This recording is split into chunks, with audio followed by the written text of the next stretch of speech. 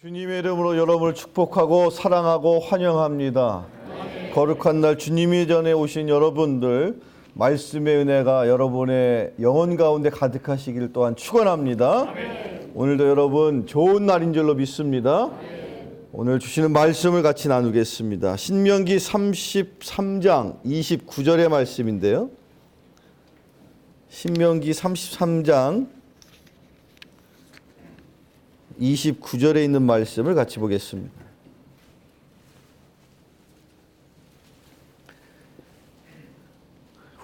다 찾으셨으면 우리 같이 함께 한 목소리로 읽어봅니다. 신명기 33장 29절의 말씀입니다. 같이 읽어보시죠. 시작. 이스라엘이여 너는 행복한 사람이로다. 여호와의 구원을 너같이 얻은 백성이 누구냐. 그는 너를 돕는 방패시여 내 영광의 칼이시로다. 내 대적이 내게 복종하리니 내가 그들의 높은 곳을 밟으리로다. 아멘. 행복한 삶을 살아가시기를 또한 축원합니다. 오늘 이 말씀의 제목처럼 행복한 인생, 행복한 사람인 것을 다시 한번 꼭 기억하실 때에 이 말씀이 오늘 이 아침에 저와 여러분의 영혼에 귀한 하나님의 음성으로 들려질 줄로 믿습니다. 오늘 이 본문은 누가 누구에게 행한 말씀일까요? 이스라엘 민족의 지도자였던 모세가 그 인생의 마지막 순간에 이스라엘 백성들에게 마지막으로 유언과도 같은 축복의 권면을 하고 있습니다. 이 순간 모세의 마음이 어떠했을지 혹시 여러분 이 성경 본문의 앞뒤를 쭉 읽어보면 조금의 실마리를 찾을 수가 있는데, 모세가 살기를 120살을 살았다고 성경이 말하고 있죠. 상당히 장수한 것 같습니다.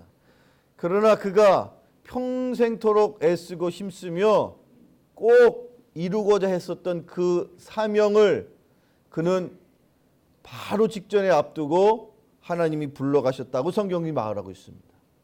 모세의 평생의 사명이 무엇이었을까요? 이스라엘 백성들과 함께 하나님께서 약속하신 젖과 꿀이 흐르는 가나안 땅에 들어가는 것이 모세의 평생의 사명이었죠. 근데 그 사명을 바로 직전에 두고 그 사명을 이루기 바로 직전에 하나님께서 어느 날 모세에게 찾아오셔서 청천벽력과도 같은 말씀을 주십니다. 그게 바로 신명기 32장 마지막 절에 이렇게 기록되어 있는데, 신명기 32장 52절에 이렇게 기록되어 있습니다. 비록 내가 이스라엘 자손에게 주는 땅을 맞은편에서 바라보기는 하려니와 그리로 들어가지는 못하리라 하시니라. 바로 내 눈에 하나님께서 약속하신 평생에 내가 사명으로 생각했던 그 가나안 땅이 바로 눈앞에 있는데, 그 땅을 네가 보기는 할 것이지만 들어갈 수 있어요? 못 들어가요? 못 들어간다라고 말하고 있습니다. 모세에게 이와 같은 엄청난 절망스러운 순간이 또 있었을까 싶습니다. 사람의 걸음으로 걸어가도 불과 몇 시간이면 걸어갈 만큼 내 눈에 보이는 저 약속의 땅을 눈앞에 둔 모세가 하나님의 음성을 듣고 사무치는 심정 속에서도 그가 깊이 기도하며 깨달은 것 한 가지가 있으니 그는 평생토록 하나님 앞에 행복한 사람이었다는 사실을 깨달았다는 것이죠. 그리고 그 사실을 이스라엘 백성들에게 권면하면서 내가 평생토록 깨닫던 그 행복, 여러분 또한 행복한 사람인 것을 꼭 기억하며 그 행복의 주인공이 되라, 그런 뜻에서 33장에 축복의 권면을 하고 있다는 거예요. 죽음 직전에 비로소 모세는 자기의 인생이 결코 불행한 인생이 아니라 행복한 인생이었다라고 그렇게 깨닫고 그 깨달음을 이스라엘 백성들에게 주고 있다는 것이죠.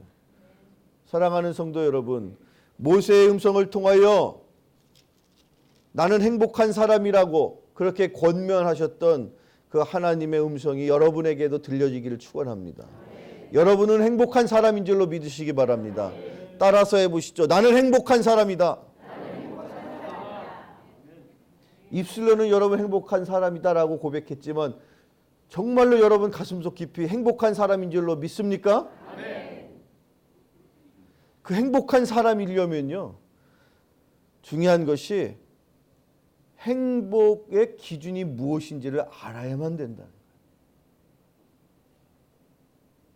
모세는 그것을 깨달았다는 거예요. 행복의 기준이 무엇입니까?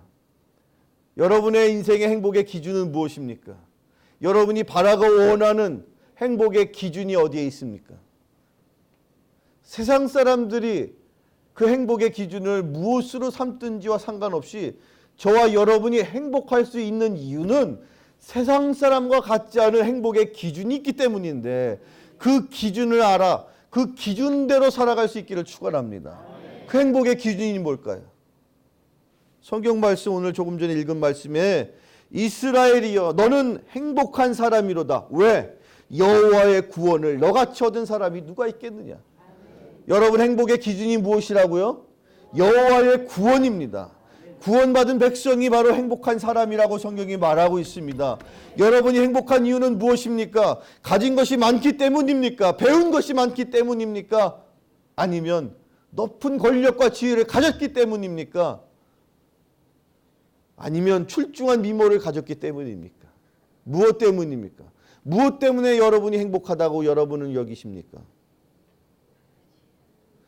많은 사람들이, 세상 사람들도 그렇고 믿는 사람들도 그렇고, 자기 스스로 자기가 행복하다고 느끼기 위해서 살기보다는 다른 사람들 앞에 내가 행복해지기, 아니 행복한 사람으로 보여줬으면 하는 마음으로 살아간대요.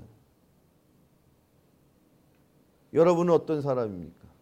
여러분 스스로 행복한 사람인 줄로 믿습니까? 그러면 깨달으십시오. 행복의 기준은 구원에 있다는 사실이에요.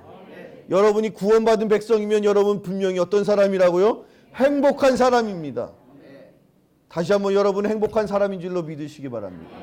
모세가 우리에게 평생토록 그가 깨닫지 못했던 것을 죽기 직전에 우리에게 유언처럼 전해주고 있는 첫 번째 사실이 구원받은 사람이 행복한 사람이라요. 그 사실을 꼭 기억하며 살아가시기를 축원합니다. 또한 행복한 사람이려면요, 행복의 기준을 알 뿐만 아니라 행복에도 순서가 있다는 사실을 꼭 기억하며 사시기를 축원합니다. 여러분, 양동이에 돌이 있고요, 모래가 있고요, 물이 있습니다. 이 양동이에다가 돌과 모래와 물을 가득 담기 위해서는 무엇을 먼저 담으면 좋을까요? 무엇을 먼저 양동이에다가 담아서 세 가지, 즉 돌과 모래와 물 가운데 이 세 가지를 어떻게 담아야 그 일정한 양동이에 제일 많은 양의 돌 또는 모래 또는 물을 담아낼 수 있을까요? 뭘 먼저 담아야 될까요? 돌을 먼저 담아야 되겠죠. 그 다음에는요, 모래를 담고 그 다음에 물을 담아야 되겠죠. 아주 유명한 스티븐 코비라는 학자가 자기 책에서 비유로 그가 지어낸 이야기는 아니에요. 이거 옛날부터 전해놓은 얘기인데, 이 이야기의 교훈은 무엇입니까? 중요한 일들이, 이것도 중요하고 저것도 중요해요. 그 중요한 일들도 순서가 있어서 순서에 따라서 일을 해야 그 일을 이룰 수가 있다는 것을 교훈하는 것이죠. 만약에 생각 없이 양동이에다가 물을 가득 담고 그러고 나서 돌을 담는다면 어떤 현상이 빚어집니까? 물이 넘치겠죠. 아까운 물을 소비하게 됩니다. 낭비하게 됩니다.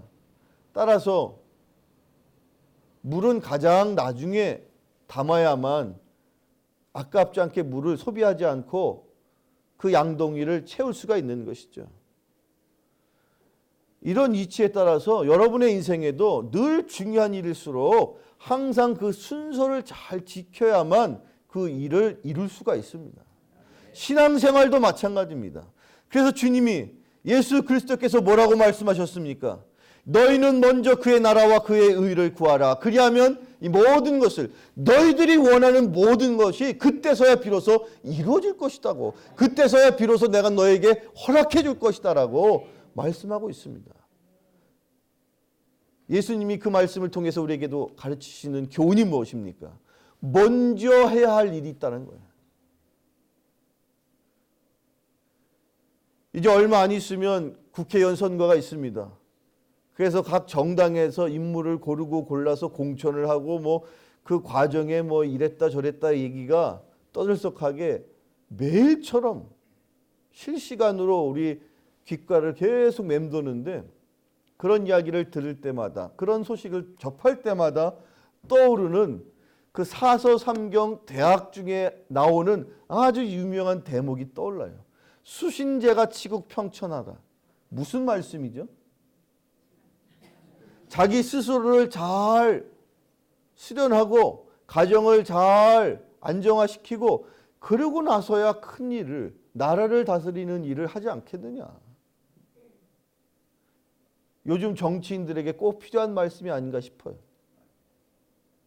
거기서도 이르는 유교의 경전과도 같은 사서삼경의 대학에 나오는 말씀인데,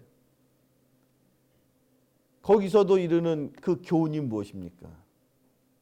큰 일을 행하기 위해서도 먼저 순서에 따라서 무엇부터 해야 된다는 사실을 가르친다는 것이죠.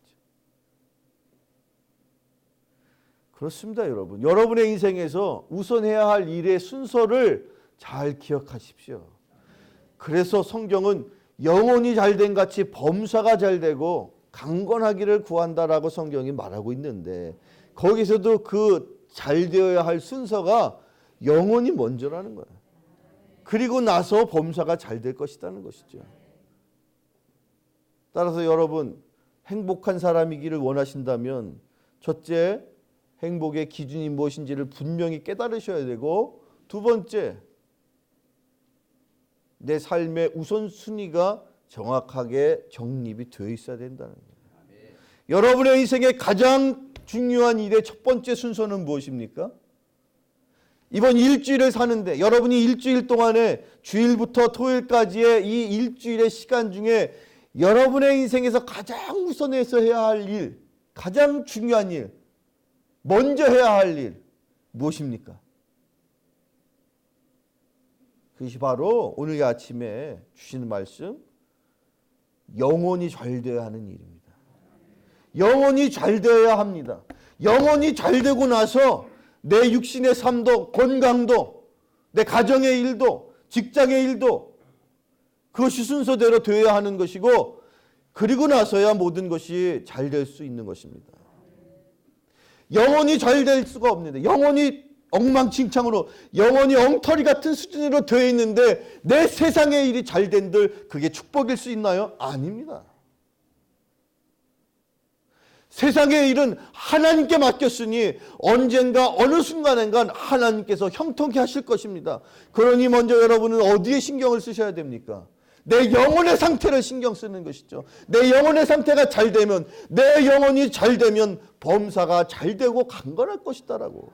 너희는 먼저 그의 나라와 그의 의를 구하라고, 그리하면 너의 삶에 필요한 것을 내가 더할 것이라고 주님이 약속하셨음을 꼭 기억하는 여러분 되기를 축원합니다. 스티븐 코비가 그 책에서 언급하기 이미 이전에 성경은 예수 그리스도께서는 우리에게 그것이 행복한 삶의 기준인 것을, 그 순서인 것을 가르쳐 주셨습니다. 자, 행복한 사람이려면 첫째로 행복의 기준이 무엇인지를 알아야 되겠습니다. 두 번째로 행복의 우선순위가 무엇인지 알아야 되겠습니다. 그 다음 마지막으로 가장 중요한 것이 무엇일까요? 옛날 미국에서 있었던 일이랍니다.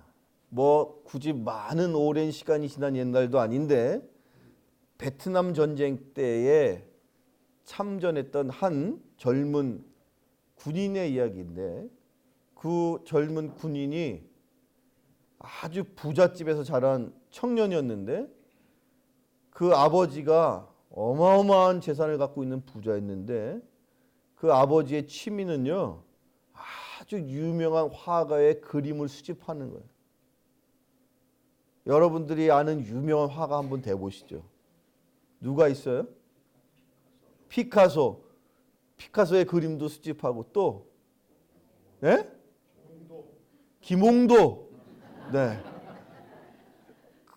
애석하게도 그 부자는 김홍도 씨를 잘 몰라가지고 하여튼 그 서양의 유명한 화가들의 그림을 피카소부터 또 아주 오래된 그런 유명한 고흐의 작품부터 해가지고 많은 돈을 들여서 그 그림을 수집하고 그 아들과 함께 그림을 감상하고 때로는 그림을 그리기도 하는 것이 그 부자 아버지의 낙이었어요.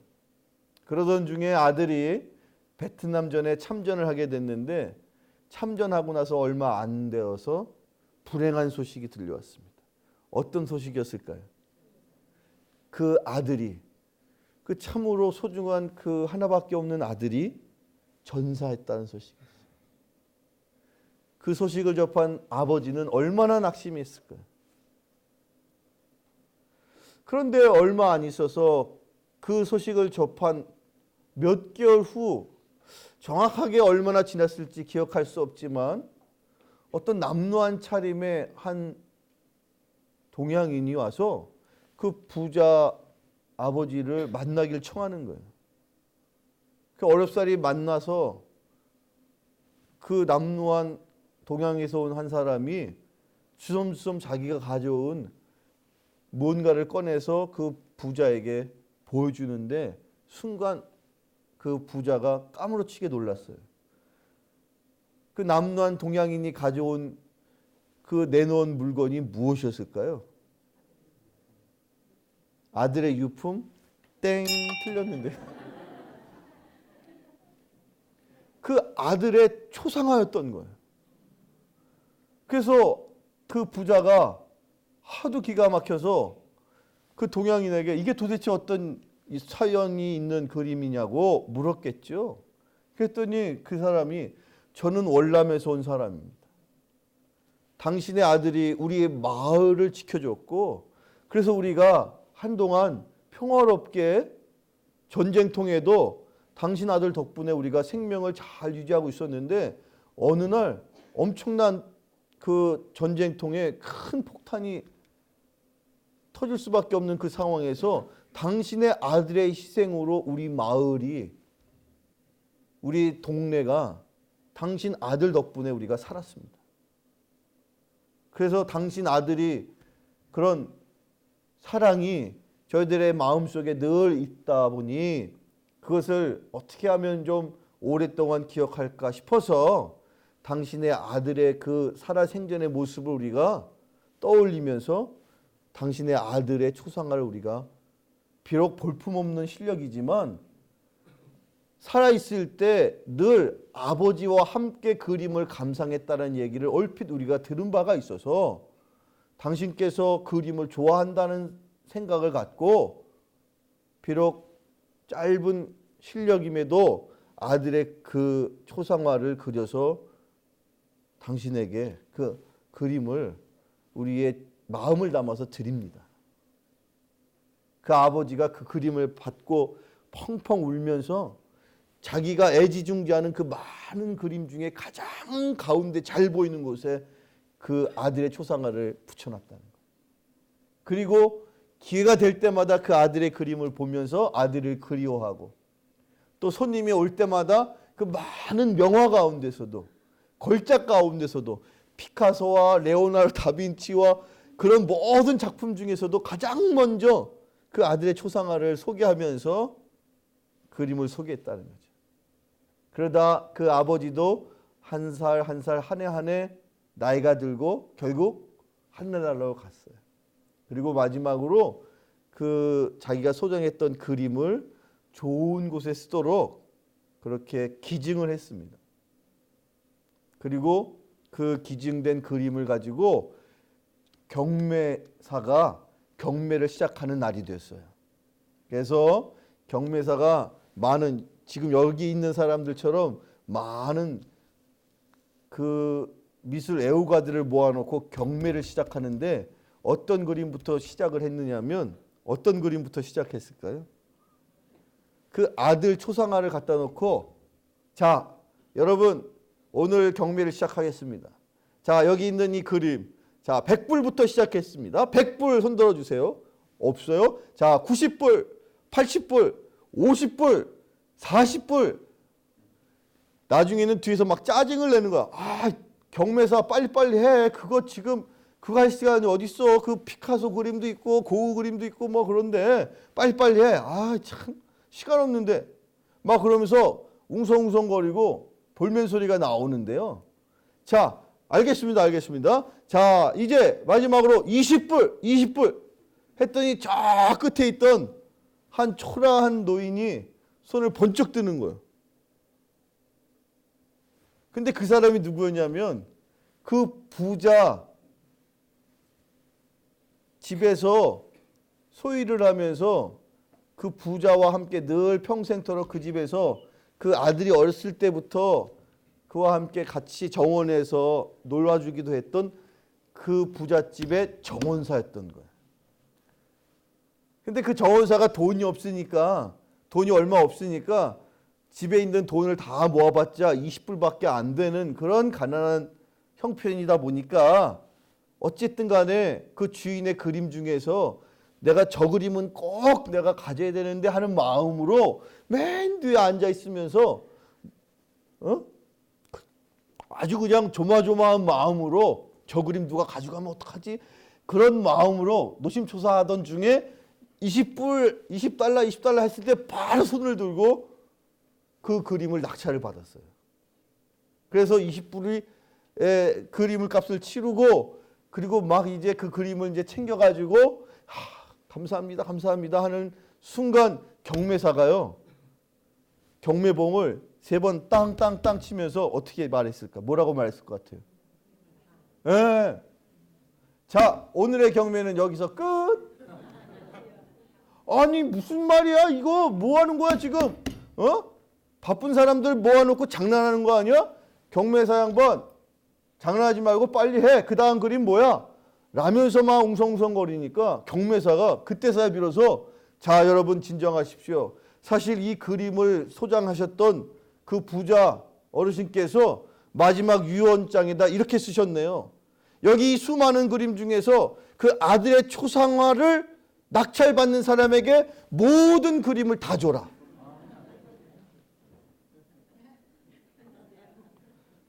그래서 그 정원사가 그 나머지 그림을 다 낙찰을 받았대.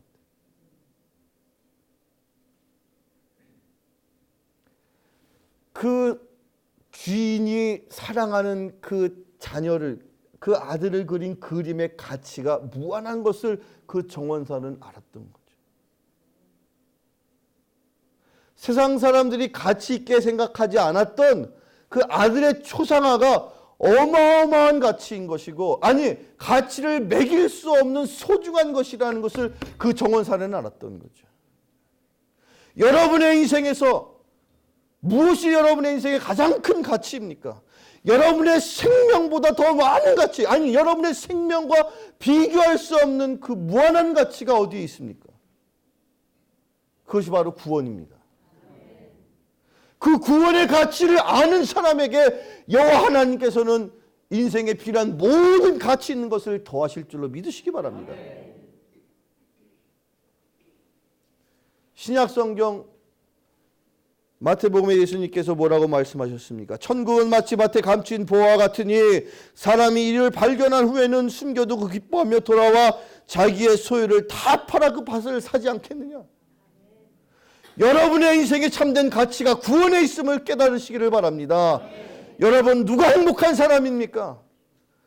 나에게 허락된 구원의 가치를 분명히 깨닫고 그 가치가 얼마나 소중한 것인지를 기억하며 살아가는 사람, 그 사람만이 인생의 참된 가치를 하나님께서 주실 만한 그런 가치 있는 사람 아닙니까? 그런 인생의 주인공 되시기를 축원합니다. 여러분, 허황된 인생의 가치를 바라보며 그것을 쫓아가는 그런 인생이 아니라 내 인생의 구원의 가치가 얼마나 값진 것이며, 그리고 내 인생에서 내가 무엇을 먼저 해야 할 일인 것이고, 내 인생의 가장 중요한 것이 무엇인지를 깨달아 그것을 추구하고자 애쓰고 힘쓰며 살아가는 저와 여러분이 될 때, 다른 사람에게 보이기 위해서 행복한 척하는 인생이 아니라 누가 인정해주든 인정해주지 않든 나 스스로가 하나님 앞에 나는 행복한 사람입니다라고 마지막 순간까지도 고백할 수 있는 저와 여러분 모두가 되시기를 간절히 축원합니다. 기도하겠습니다. 거룩하신 아버지 하나님, 감사합니다. 참으로 우리가 행복한 사람인 것을 기억합니다. 그러나 때로 내 인생이 왜 이렇게 힘들고 내 인생이 왜 이렇게 불행하냐고 하나님 앞에 절망하고 투덜거렸던 나의 어리석은 모습을 이 시간 고백하오니, 주여 우리를 불쌍히 여기시사 우리에게 허락하신 그 구원의 가치, 그 구원의 놀라운 소망이 내 인생의 참된 가치인 것을 깨달아 이번 한 주일 동안에도 그 구원에 합당한 인생 살아갈 수 있는 우리 모두가 되게 하여 주옵소서. 예수님의 이름으로 감사하여 기도하옵나이다. 아멘. 찬송가 한 장 같이 찬양하시면서 준비하신 예물 봉헌하시는데요. 찬송가 292장을 같이 찬양하시죠. 찬송가 292장입니다.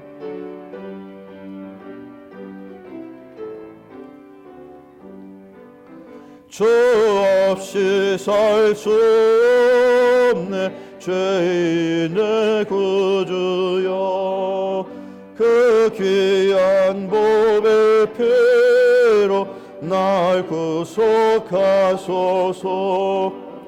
구주 사랑으로 흘리신 보혈이 나의 영광 됩니다.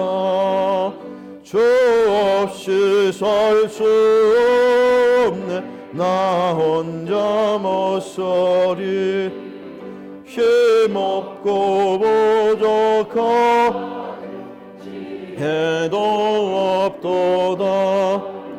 내 죄는 나의 생명 또 나의 힘이라.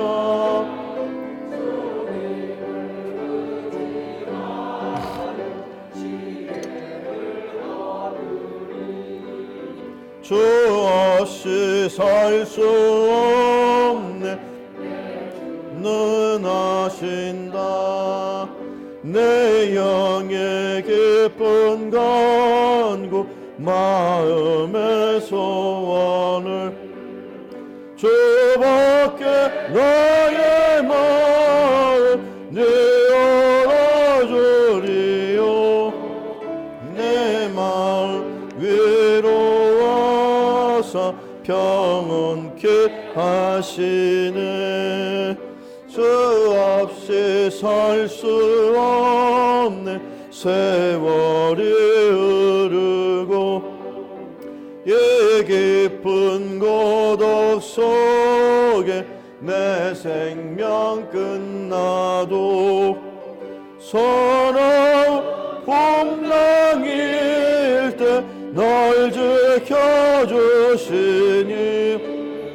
내 곁에 계신 주님 늘 힘이 됩니다.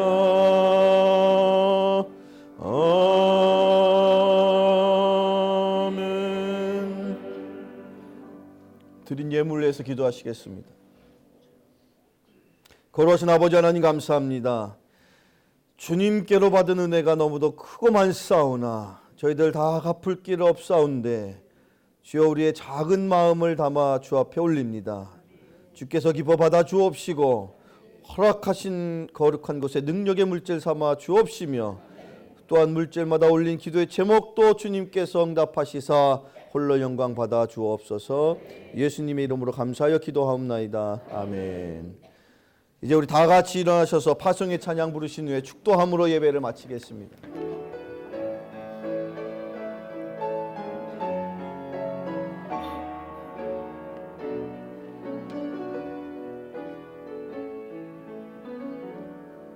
우리 오늘 눈물로 하늘의 씨앗을 심는다.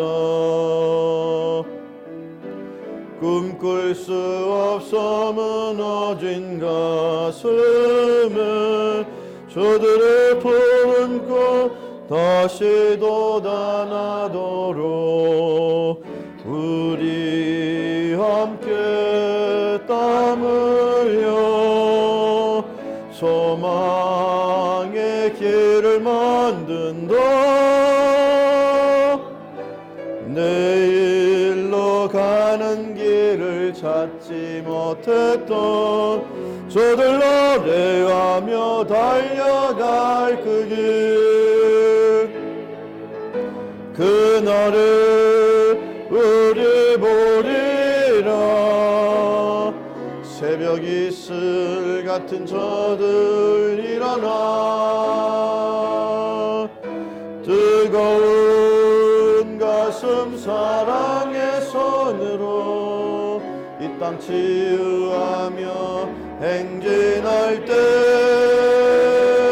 오래 황폐하였던 이 땅 어디서나 순결한 꽃들 피어나고 푸른 의의 나무가 가득한 세상 우리 함께 보리라.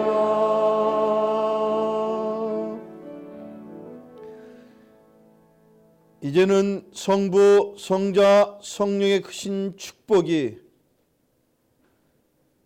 여호와의 구원을 받은 자, 그가 행복한 사람이라고 고백하였던 그 모세의 음성을 다시 한번 기억하며 내가 인생의 행복한 사람인 것을 다시 한번 하나님 앞에 고백하여 머릿속에 모든 권속들 위해 이제부터 영원토록 함께하옵시기를 간절히 축원하옵나이다. 아멘.